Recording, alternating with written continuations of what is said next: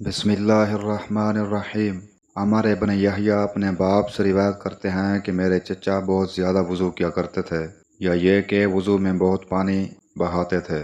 ایک دن انہوں نے عبداللہ بن زید رضی اللہ عنہ سے کہا کہ مجھے بتلائیے رسول اللہ صلی اللہ علیہ وآلہ وسلم کس طرح وضو کیا کرتے تھے۔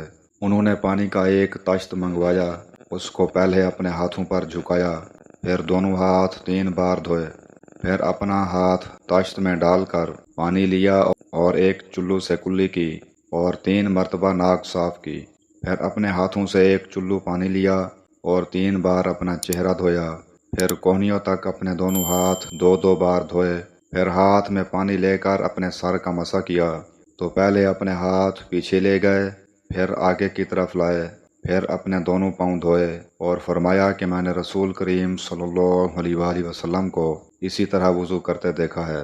صحیح بخاری حدیث نمبر 199۔ عروہ بن مغیرہ اپنے باپ سے روایت کرتے ہیں کہ میں ایک سفر میں رسول کریم صلی اللہ علیہ وآلہ وسلم کے ساتھ تھا، تو میں نے چاہا کہ وضو کرتے وقت آپ کے موزے اتار ڈالوں۔ آپ نے فرمایا کہ انہیں رہنے دو، چونکہ جب میں نے انہیں پہنا تھا تو میرے پاؤں پاک تھے، یعنی میں وضو سے تھا۔ بس آپ صلی اللہ علیہ وآلہ وسلم نے ان پر مسح کیا۔ صحیح بخاری حدیث نمبر 206۔ سوید بن نعمان رضی اللہ عنہ روایت کرتے ہیں کہ فتح خیبر والے سال وہ رسول کریم صلی اللہ علیہ وآلہ وسلم کے ساتھ صحابہ کی طرف، جو خیبر کے قریب ایک جگہ ہے، پہنچے۔ آپ صلی اللہ علیہ وآلہ وسلم نے عصر کی نماز پڑھی، پھر ناشتہ منگوایا گیا تو سوائے ستو کے اور کچھ نہیں لایا گیا۔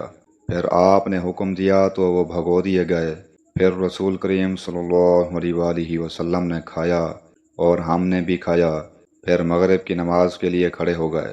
آپ نے کلی کی اور ہم نے بھی، پھر آپ نے نماز پڑھی اور نیا وضو نہیں کیا۔ صحیح بخاری حدیث نمبر 209۔ حضرت انس رضی اللہ عنہ سے روایت ہے کہ رسول کریم صلی اللہ علیہ وآلہ وسلم نے پانی کا ایک برتن طلب فرمایا تو آپ کے لیے ایک چوڑے منہ کا پیالہ لایا گیا جس میں کچھ تھوڑا پانی تھا۔ آپ نے اپنی انگلیاں اس میں ڈال دیں۔ انس کہتے ہیں کہ میں پانی کی طرف دیکھنے لگا، پانی آپ کی انگلیوں کے درمیان سے پھوٹ رہا تھا۔ انس کہتے ہیں کہ اس ایک پیالہ پانی سے جن لوگوں نے وضو کیا وہ 70 سے 80 تک تھے۔ صحیح بخاری حدیث نمبر 200۔